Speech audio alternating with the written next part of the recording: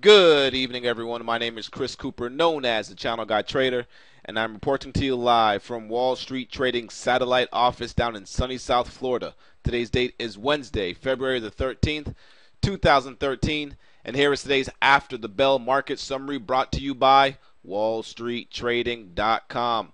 Want to first start off by taking a look to see how the indices closed the session out here today. We had the Dow Jones closed down 35.79, so close to 36 points here. The NASDAQ closed up close to 10.5 points here, closing the session up 10.39 points on the NASDAQ. And we had the S&P 500 closing up close to a point here, closing the session up 0.90.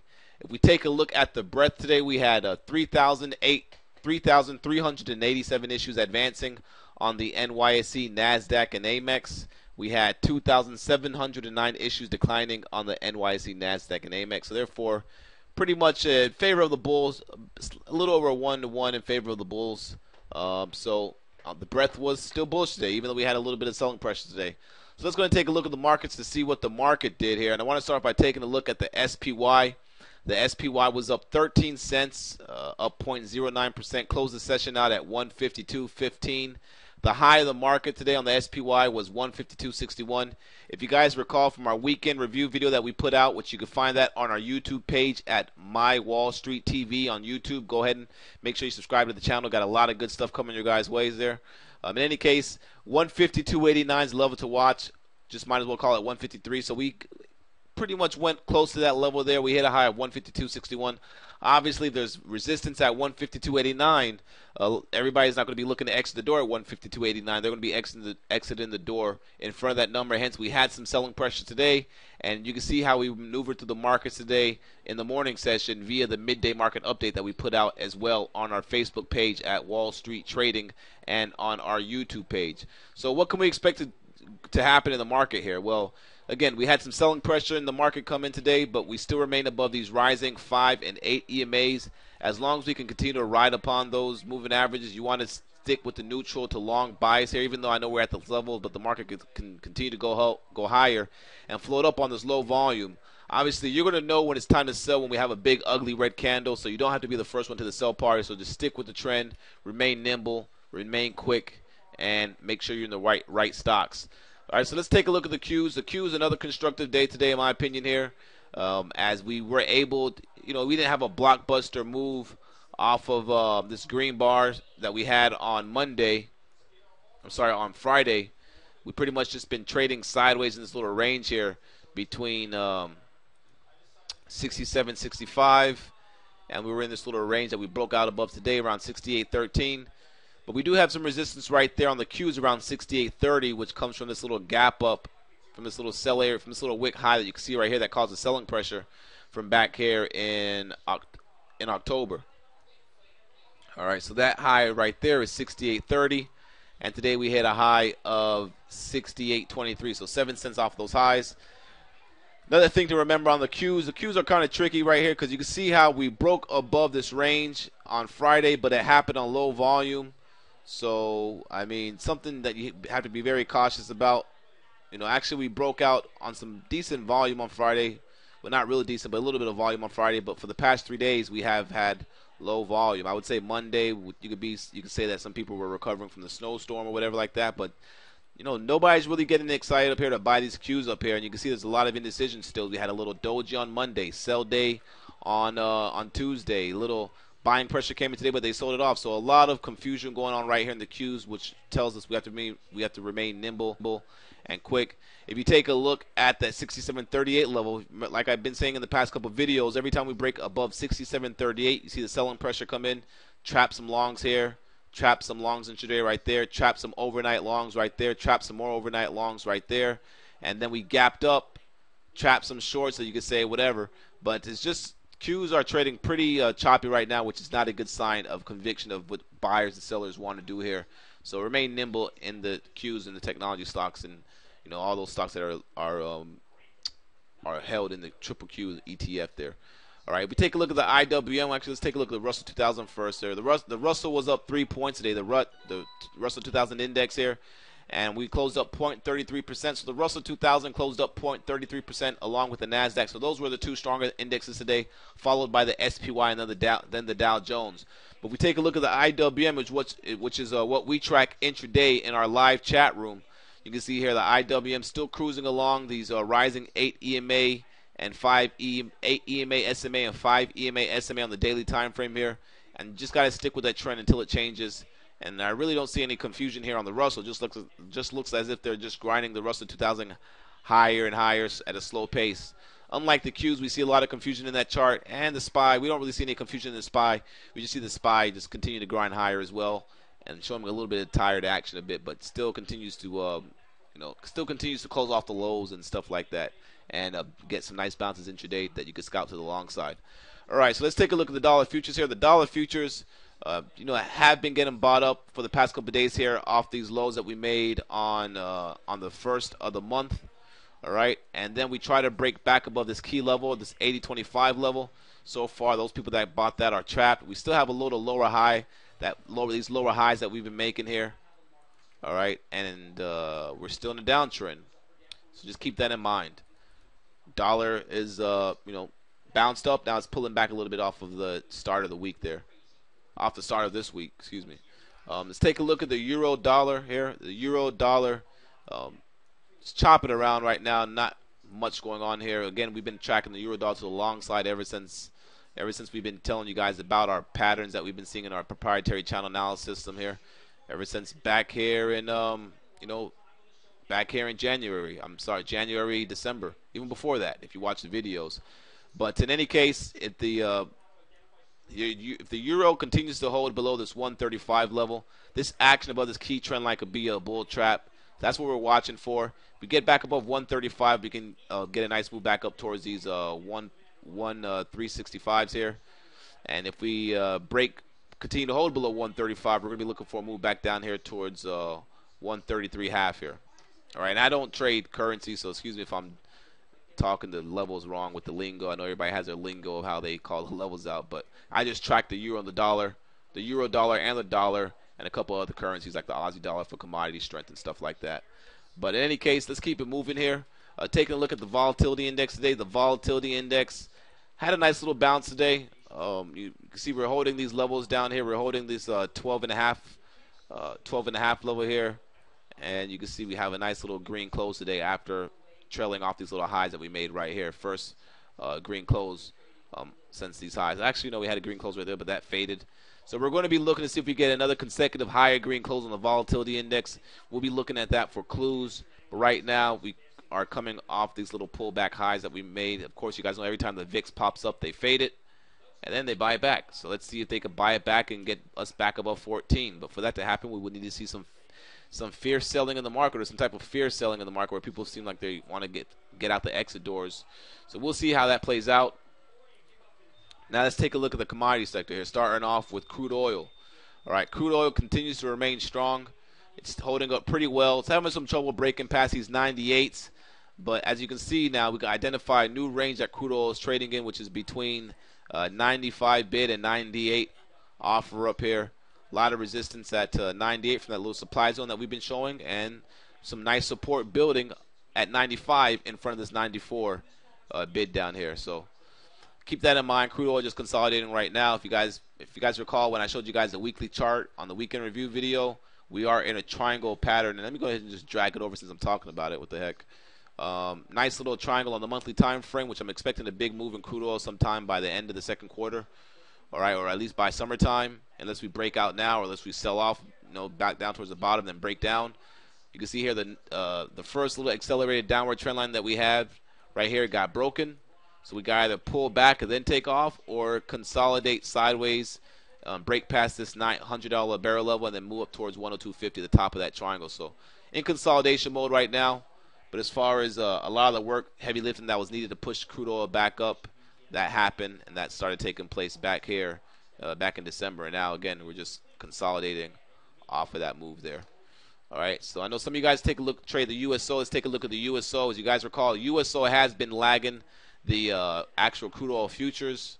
All right, as the crude oil futures are back in this little supply zone right here, but near the top. All right, you can see USO has not been able to make it up there towards that 3650, up there towards the top of the supply zone. And you can see both charts are similar, except for crude oil's in the supply zone and it really hit the top of the band, and USO has not been able to make it up there. So I know that has to do a little bit with maybe the contango and yada yada, but when I trade crude oil, I don't actually trade crude oil. When I see crude oil moving, I look to see what stocks are moving with crude oil, and I kind of correlate in crude oil and what stocks are going to benefit from a decline in crude oil, what stocks are going to benefit from a rise in crude oil, etc. So let's take a look at the gold futures chart. Gold futures here. We've been watching the gold sector as these stocks have been showing some weakness in the market, as we've been identifying that every time the gold futures were up in the morning, they would pop up a little bit in the AM session, then fade for the rest of the day. You can see here it's been getting kind of choppy. Gold was not able to break above 1680 an ounce, and then we broke below this key trend line. This is our third consecutive close below this key 1660 level and this key trend line, and we can expect most likely gold to possibly fade back down now towards the 1630 area, which comes from this little prior resistance right here, which now should act as support like it did back here in December, like it did back here in January. Then if we break below 1630, then I would say game's over, and we're going to most likely trade in this nice little downward channel that you can see here that's possibly developing, and this is going to be the area that we could fall back down to here, back towards 1600. Let me zoom that in for a bit for you guys there, and you can see the nice little downward channel that we have in play from these little highs right here,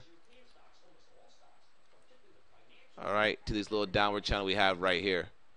So if we were to continue trading to the downside, we could see this gold go all the way back down to 1580, 1590, 1600 possibly, which then I think that would be a good pickup, and that's still a reasonable pullback area to get long gold if we could get a nice little if you think that we're going higher, if you believe that money printing and all that other stuff is going to cause inflation, and which in the long run it does. But I was watching a video over the weekend, and some guy was saying how most people are probably positioned on the same side of this trade, so therefore they're probably going to bring it down, shake a lot of people out, then bring it back up. So we're waiting to see if that's actually going to happen. If you take a look at the GDX, we've been on top of this GDX ever since it broke down below that key 44 level.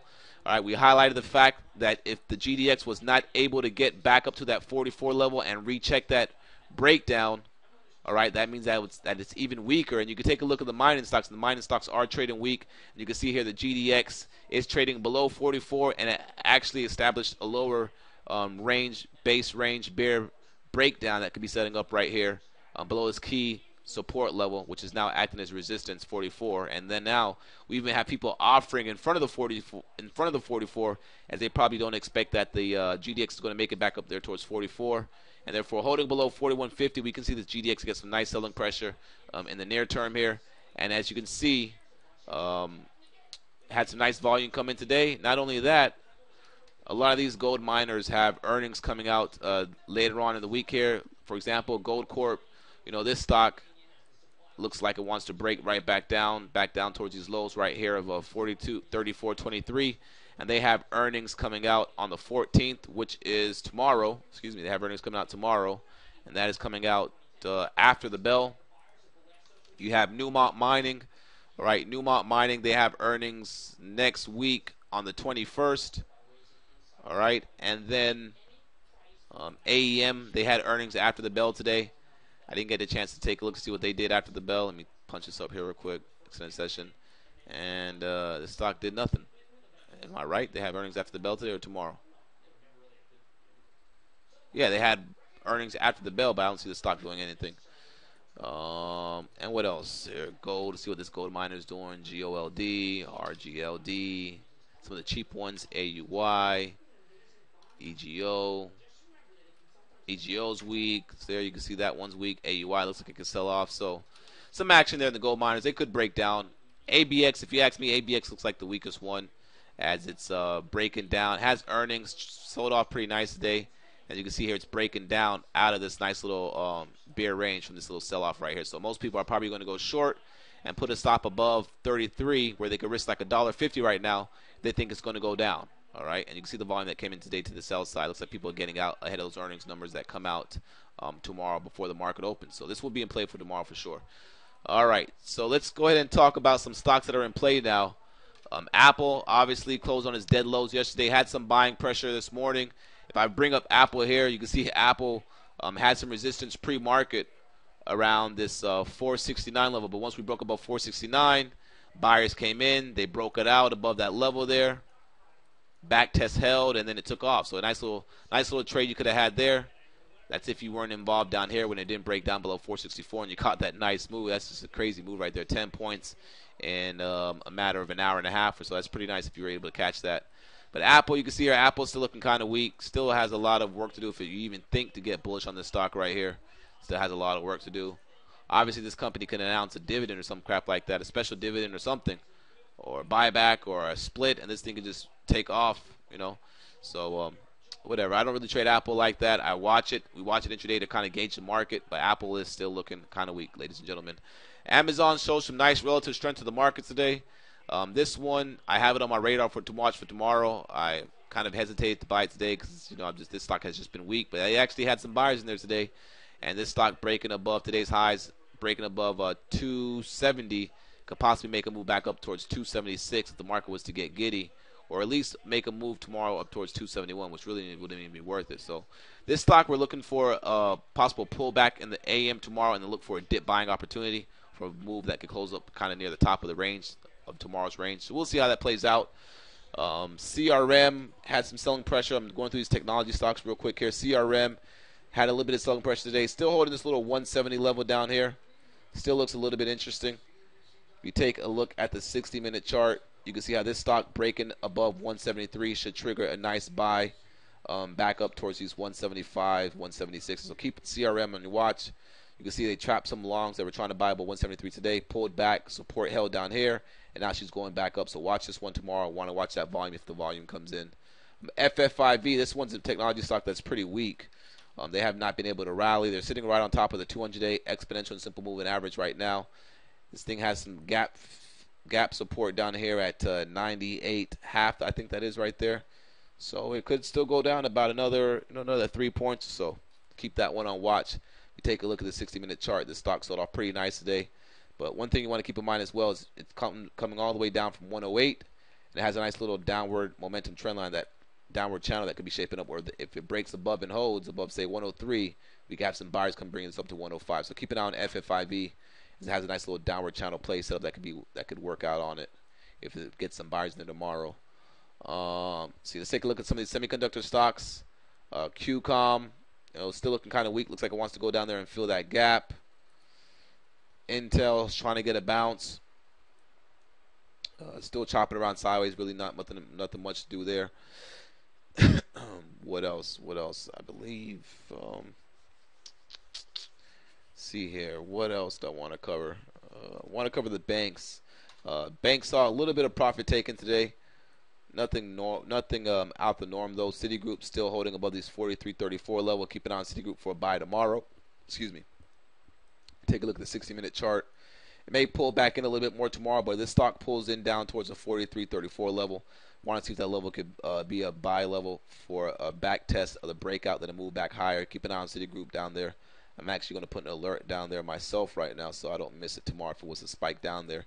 And I can see how the buyers and sellers act around that level there.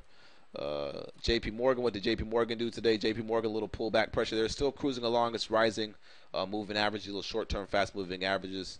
Still cruising along that. Goldman Sachs, still cruising along, looking pretty nice. Cruising along those moving averages, pretty nice.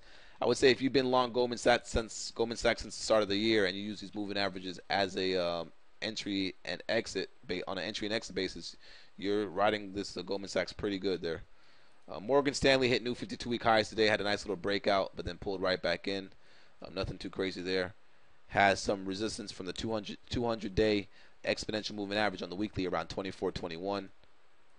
Has some resistance from the 50-day exponential simple moving averages around this 25, and this it's actually above one of them right now, which was at 23. That's about it, guys. I'm going to go over more stuff tomorrow in our live chat room. If you would like access to our live chat room, go to wallstreettrading.com, sign up for the 14-day free trial, or you can send me an email at ccooper@wallstreettrading.com. If you're interested in trading with the prop firm, you can contact me at ccooper@wallstreettrading.com as well, and we can discuss the different opportunities that we have at our firm if you're interested. And that's about it, folks. Great day today in the room. Caught a lot of great trades today. maneuvered through the market pretty well, and you could see how we did that via our midday market update on our YouTube channel and on our Facebook at Wall Street Trading. Have a great night, guys. See you guys tomorrow. Cheers.